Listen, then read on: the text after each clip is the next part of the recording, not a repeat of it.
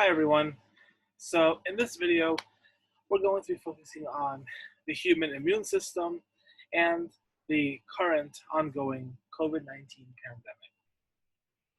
Our first step is to define what is an infectious disease.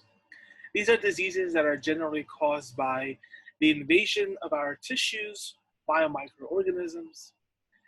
These microorganisms can include things like bacteria, which are living, simple, autonomous organisms that contain their genome in a circular DNA plasmid and are able to replicate via sexual reproduction or asexual reproduction. Infectious diseases can also be caused by things such as viruses. We refer to viruses as non-living entities, and these viruses require a living host for their propagation and proliferation, usually encapsulating their genetic material, their nucleic acid, in a protein capsid. Besides bacteria and viruses, other infectious diseases can be caused by things such as helminths, fungi, and amoebas. These things collectively are called parasitic eukaryotes. So this is a helminth, it's a roundworm. Here we have an amoeba, and here we have fungi. This is specifically Candida albicans. It causes yeast infections in your urinary tract. So once a microorganism infects the body, the immune system has to be activated. The immune system is comprised of two separate, two divisions: the innate immune system and the adaptive immune system. The innate immune system generally is found in all organisms and has this ability to recognize any foreign molecule, pathogen, antigen that's present in the eukaryotic body. The innate immune system is our fast response to an infection and generally is caused by inflammation, an increase in temperature causing fever, and phagocytosis by macrophages. The adaptive immune system is a little bit different, and the adaptive immune system is primarily well developed in vertebrates. The one unique aspect about the adaptive system is that the adaptive immune system can be trained to recognize specific molecules, specific antigens, specific pathogens that invade our bodies. Therefore, because it takes time to acquire the adaptive immunity, this particular subsystem of the immune system conveys a slow response that is highly energy demanding. So let's take a closer look at the immune response. Here we have a cell, and on that cell, we have these toll-like receptors.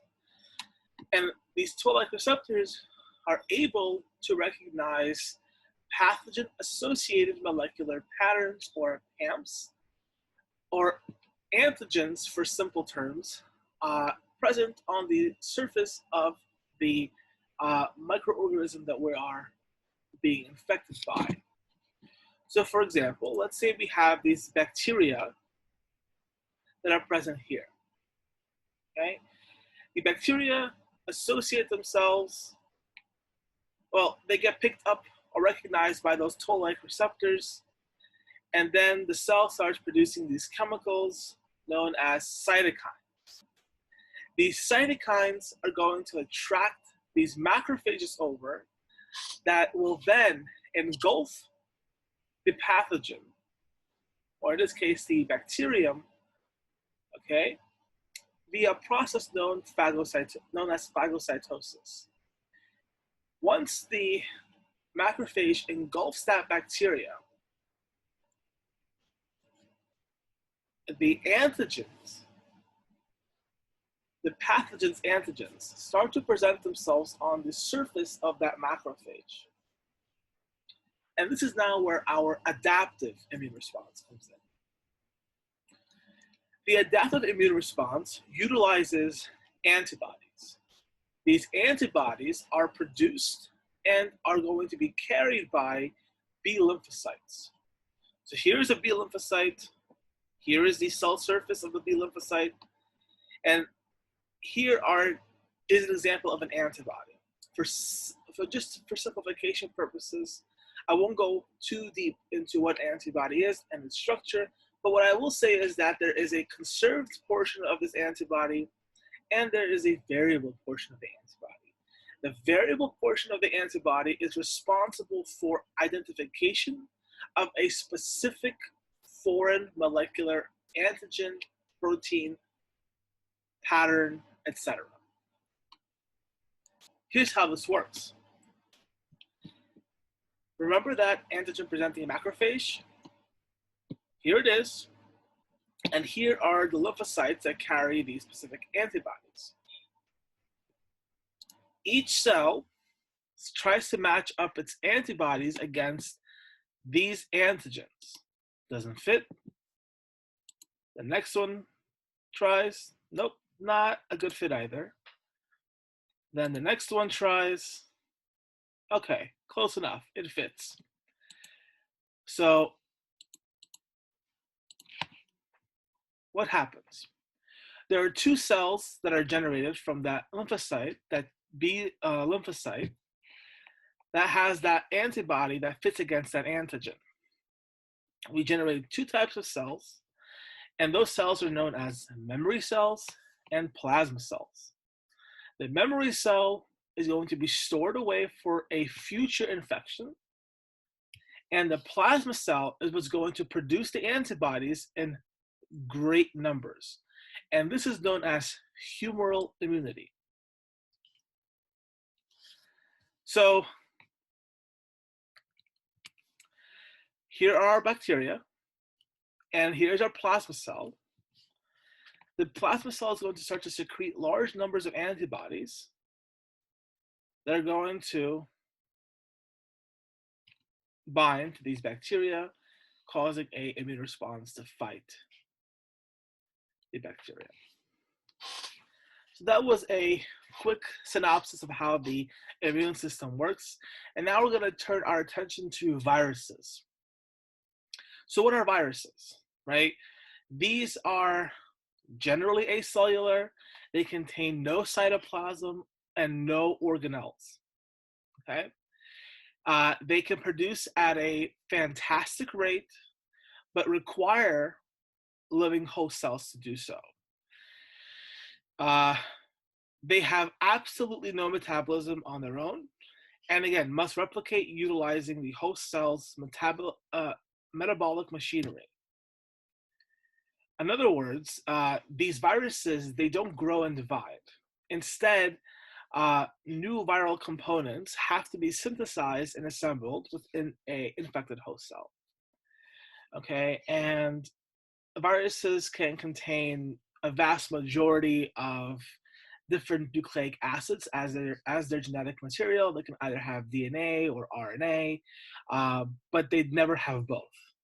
Okay, so here is one type of virus. This is a T4 bacteriophage. The bacteriophages are viruses that infect bacteria. And here is the infamous coronavirus. Okay, so coronaviruses. What is a coronavirus? A coronavirus is a positive sense single-stranded RNA virus. What does this mean?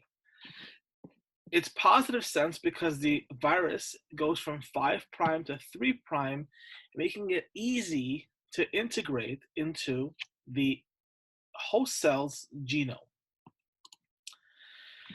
They're called coronaviruses because of the way that the actual capsid looks like. The word corona is the Latin word for crown.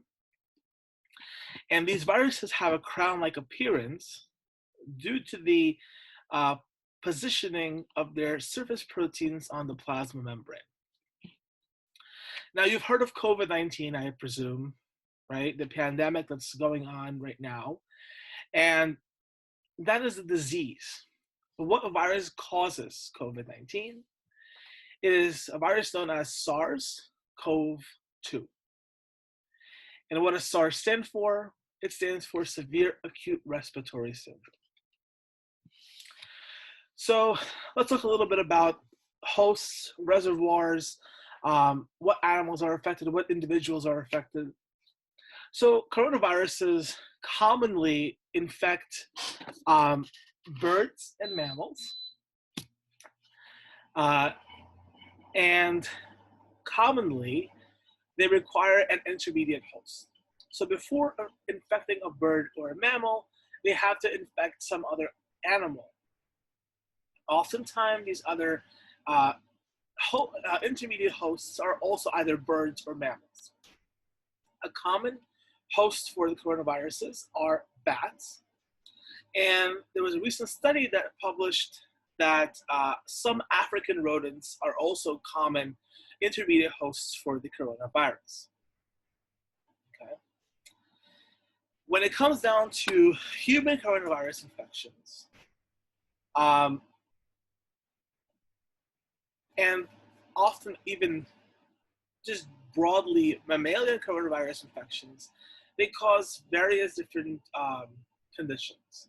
So you can get a coronavirus infection through the respiratory tract, the gastrointestinal tract, and often, again, we come into contact with the coronaviruses very often. So the common cold, for instance, is caused by a coronavirus, okay? As well as respiratory syndrome. So developing a wet cough, developing pneumonia, things like this are all caused by coronaviruses. So coming to recent times, we're now in 2020, but the coronavirus that we're currently dealing with came to light at the end of 2019. Its origins have been traced down to Wuhan, which is a city in Hubei province of China. So here's Hubei province here. Wuhan city has a population greater than 11 million people, making it the 7th largest city in China.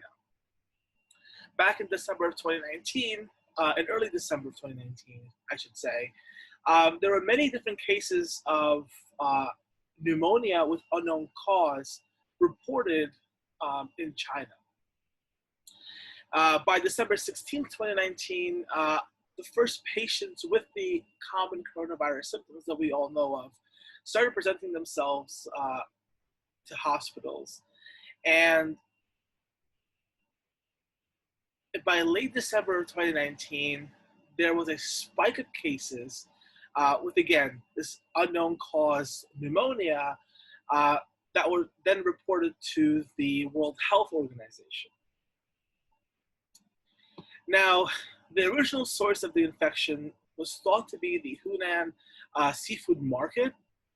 However, that is somewhat contested today. They're not sure that is the origins of this particular virus. But for a while, it was thought so because a lot of the first wave of patients that were admitted into hospitals in China were either people that have either visited the seafood market recently or those that have worked there. So very interesting. Now, how does SARS-CoV-2 infect cells? Well, what happens is, so here is that virus, that coronavirus, and here we have this spike protein. On the cell membrane of many different cells in our body, we have these transmembrane ACE2 proteins. These are receptor proteins. What happens is, this coronavirus, the antigen fits well into the membrane protein here and allows for the genetic material to be pushed into the cell. So the single-stranded RNA from the coronavirus enters the cell, is released into the cytoplasm of the host cell. Once it's in the cytoplasm, it doesn't need to travel into the nucleus of the cell. It's already in its RNA form. And then, since it's positive sense RNA, right, 5 to 3 prime, it is easily translated by the host cell's machinery, right, the ribosomes, right away. Now the question is, well, why are the elderly more affected by this infection? There's a recent study that was published that said that ACE2 transmembrane proteins increase in number as we get older. So the older you are, the higher the concentration of those ACE2 proteins you have. Okay. Now, why does it increase with age? I did some research. There is no definitive answer for this. Children, on the other hand, have rarely been affected by SARS-CoV-2 because they just lack those ACE2 transmembrane proteins, that receptor protein. So they get less infected. So what happens? The infection enters your body. It starts to weaken the immune system. That keeps weakening the immune system until your immune system is completely helpless. With the initial infection, you get very mild symptoms, and sometimes some people are even asymptomatic. They don't feel anything. However, once the virus enters your system, it starts to attack lungs. Okay?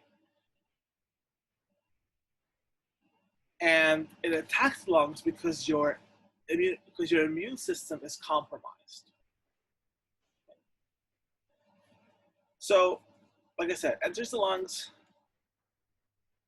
because the immune system is compromised. Okay? It damages your lungs.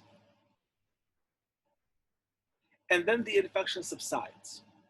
Okay? Then your immune system returns.